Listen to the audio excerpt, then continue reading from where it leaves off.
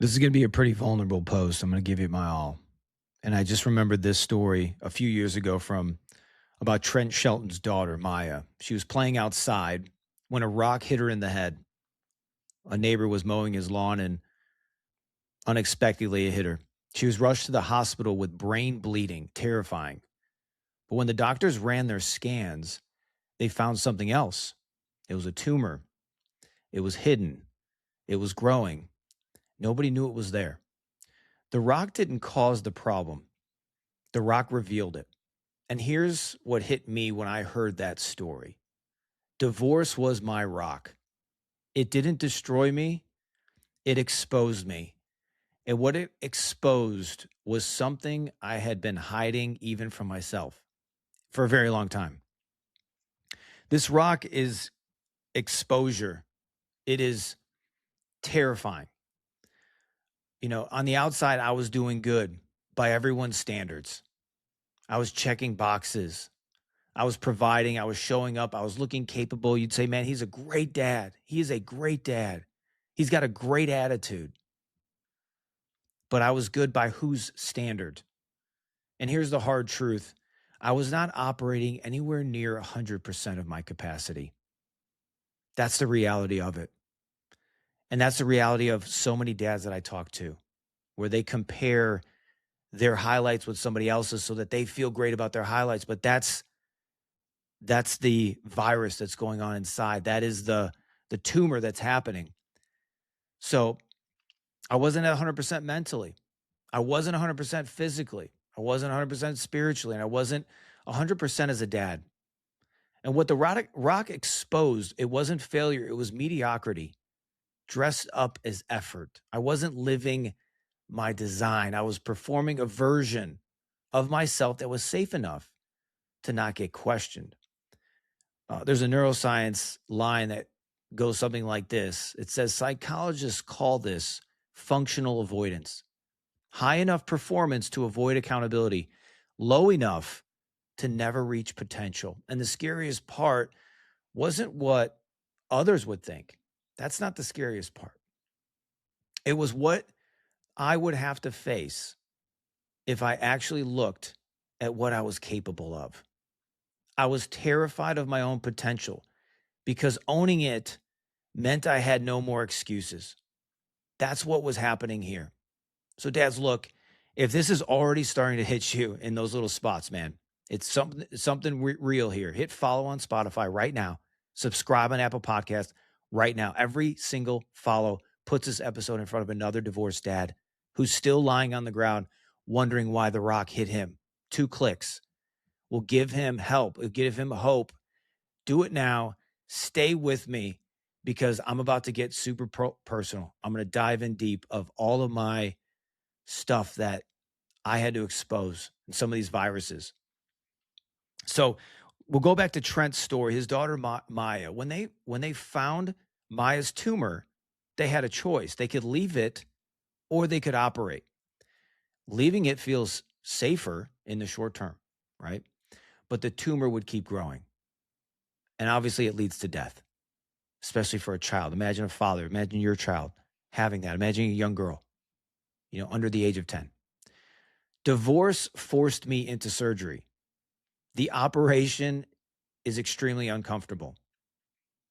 It's not something that you want to do. It's not something you're going into saying, oh, I can't wait to get my life ripped apart. It already feels like it's ripped apart. Divorce is this rock. It's like, I've already got a brain bleed. I don't want to have something else. And this operation, it cut out years of patterns, excuses, mediocre thinking, numbing, and hiding. Surgery is painful, guys. You know it and I know it. But it's the only thing that removes what's killing you slowly. And most divorced dads, they're trying to recover from the rock. I'm telling you to be grateful for it. And most of you know in our school group where I share weekly and we have the brotherhood, and we have all that stuff and frameworks and systems. I say it often to dads. Listen, guys, this is a gift. This is the gift, the rock, the divorce. It's the gift. It's something to be grateful for. The rock didn't ruin your life. I know it feels that way. I know I felt that way. It gave you the one thing that you needed most, a reason to finally operate. That's where we're at. And I'm going to dive into my story now quickly for where we're at, what's going on. I want to give you the hard parts of my story. I want to give you the parts that even now I get emotional talking about. I want to give you the parts that I can remember just feeling like an absolute failure, that my life would never amount to anything. And I was somebody that had grown up with having success in my life. I'd worked at Fortune 500 companies. I'd walked the red carpets of Hollywood. I've been in some of the most beautiful cities in the world. I've been on private jets. I've had a life that was more than most would have ever lived in their entire life. This isn't somebody that was just doing a normal job. After divorce, I was forced to drive Lyft. I was forced to do that because nobody would hire me. I was forced to do that because my coaching business was just getting off the ground and there wasn't enough clients to have the cash flow I needed. I had to drive Lyft because the consulting side, I wasn't able to get clients on consulting side. Everything seemed to dry up all at once. And the only thing that I could see in front of me to pay my bills around Christmas time and get some Christmas presents from my kids, 3, was driving Lyft. And it was painful. It was painful to drive your car around and pick up strangers. And I remember, like, I'm a positive guy, man. And I remember going into it being like, hey, you know what? I never know who I can meet. Maybe I'll meet somebody that is connected here and can get me a job. And everything that I was doing was in the hopes that it was going to open another door, especially in the area of finances and whatever. And I was just picking up strangers and I was picking up even times meth heads. I was all of this. And here I am coming from this state and place where I was at an elevated position. I was working in the C-suites and now I'm driving meth heads around. It was crushing. I felt like a failure. I felt like everything I had built meant nothing. Underneath the embarrassment was something deeper. I want to share that with you. I was actually scared to be seen. I was scared to fail in front of people. I was scared to look bad. I was scared to feel dumb. I was scared to be judged. Even though now I know that, you know what, people are so busy with their own lives, they don't care about yours. But I was believing this lie and believing this narrative that people were actually looking at what I was doing and that they actually cared, and they didn't. Because if they did care, they would have jumped in and they would have helped and they would have done things. And I think you would agree that you've been in that place, in that state. And so I kept it all internal, convinced I could fix it alone. I was trying to heal in secret what could only be healed in a community, what could only be healed with accountability, what could only be healed with literally sitting with someone and allowing them to rip my life apart and perform surgery on me to really, truly heal effectively and grow and accelerate growth and be aligned and have purpose and have passion and have drive and have all of those things. I didn't have the answers. But the moment that I told my coach and then my mentors the truth of what was going on, everything started to crack open. The weight began to come off.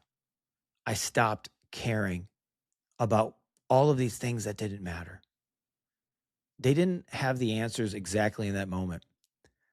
But I realized that I finally stopped protecting the version of me that was keeping me small. I was finally starting to look at this virus and this tumor that was inside of me and say, this is killing me. This is stalling my growth.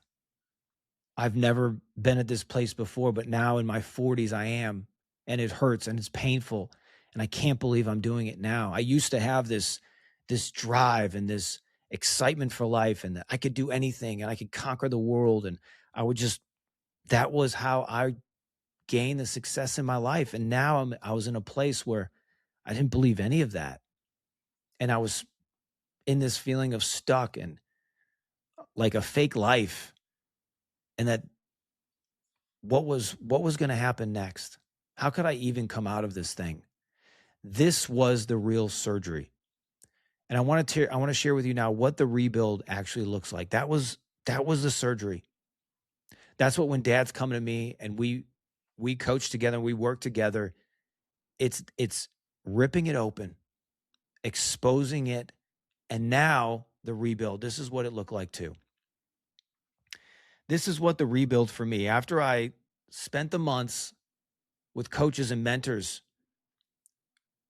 cutting me up, exposing the lies, the beliefs, the failures, the anxieties, the worries, the viruses, the tumors, getting them out of me.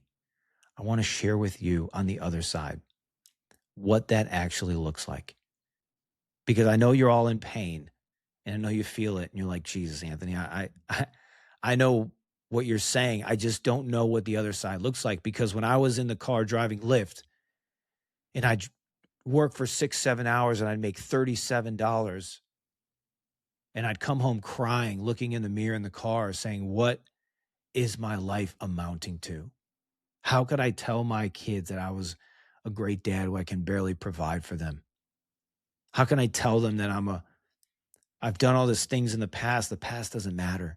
It's what happens today and what you're building for tomorrow. Let me share a few things that surgery not only ripped out, but it allowed me to provide. The other day, my daughter asked me to jump in a freezing cold pool. It was around 50 degrees, the pool. It was about 50 degrees outside. And it was cold and it was nighttime and it was right around bed and I didn't feel like it. I didn't want to. And I remember in that moment, she was so excited. She's 13 and she wanted to do it. And she doesn't want to normally do those things, but she did. And she asked me, Dad, will you jump in the pool with me? I stopped. I said, it's cold. She said, yeah, I know. I said, are you sure? She goes, yeah. And as I was starting to deliberate and try and manipulate and maneuver the conversation, I caught it. I said, baby, I'm putting my shorts on right now. Let's go do it. I put my shorts on. She put her swimmers on and I jumped in the pool and she jumped in the pool and we got out of there absolutely freezing cold. And it was a little bit breezy outside, so it made it even feel colder. And we laughed. A deep laugh, a hearty laugh, a little bit of a scream on her side from how cold it was. And it was one of the greatest moments in these past few months. And I share that with you because in the past, I would have maneuvered my way out of the conversation. I would have said I was too busy. I would have said it was too cold. I would have said it was not right now. I would have said, hey, we got to go to bed now. Let's not get excited before bed. I would have figured out a way. But now I look for those moments and I chase them. I chase them because those bids from your children, they get less and less as they get older. And so I find them, I chase them, and I move towards it. If it's hard, I look for it. Because I know, again, those bids are going to stop. Kids stop asking. They stop reaching. And if you weren't there when they did, you can't get that back. And that pool moment cost me nothing except the willingness to be uncomfortable. And the old me, I would have blown it. I would have missed it. I want to share another win on the other side, another bit of hope and faith for you guys, because you need it. Faith comes by hearing God's word, hearing great things. That's why what you say matters. Telling yourself, talking yourself about who you're becoming and what you're doing. Here's another one. In the last couple of months, we were reaching about 9 million people in media. I say that because I have worked in media for most of my life. I know what it takes to build those numbers. I've built those types of numbers for dozens of other individuals, but I can never do it for myself. I can never do it for my business. And I remember when I first started this with Divorced Dads, I could barely get 1,000 views. I remember when I was even trying while I was driving Lyft, barely 1,000 views. I was crushed. I was invisible. I was hopeless. I was striving. I was doing everything I could. I felt like an absolute loser. And what changed wasn't luck. It wasn't talent. What changed was consistency. What changed was focus. What changed was the vulnerability to put myself out there. The honesty to show my flaws, not just my wins. I would have never have imagined any of this sitting in that Lyft at rock bottom, crying, looking in the mirror, taking a photo saying, Anthony, what is your life amounting to? I would have never imagined that. looking at now 9 million people and even more that are reached. The Rock did not end my story. It started the real one. It started the right one. It started the purpose and the pursuit of the passion in all areas of my life. My physical fitness is better than ever. The relationship with the kids is so intentional. My schedule and my calendar is extracted every hour because I want to own my time because I don't get any more of it. I'll leave you with this and then we'll close. But Romans 8:28 says that we know that all things work together for good for those who love God, for those who are called according to his purpose. Not some things, all things, including the Rock, including this divorce, including for many of you that you're not able to see your children like you want to. Guys, buckle up. Use that Rock, expose and get the surgery that you need. Get the tumors out, get the viruses out.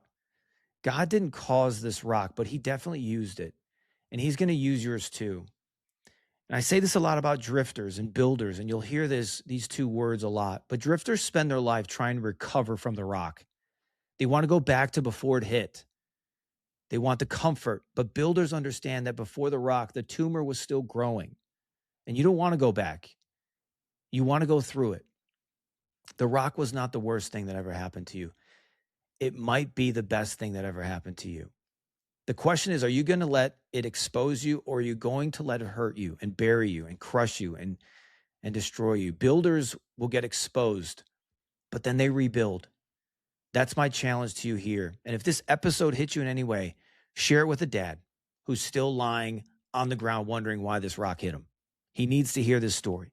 A couple of clicks, it sends him hope. It sends him help. And that matters more than you know. Follow on Spotify, subscribe on Apple. I answer the questions on Spotify. Hit me how this hits you, how this resonates. If you're looking for more tools, frameworks, systems, brotherhood, get inside our school group. It's free. It's in the notes. That's where the rebuild begins. I'll see you guys on the next one. I love you. I pray for you each and every day. Get the surgery. Expose it. Become the man that you're created to be. Nobody else. You're one of one. You know it. And I'm calling it out in you today. I love you guys. God bless you.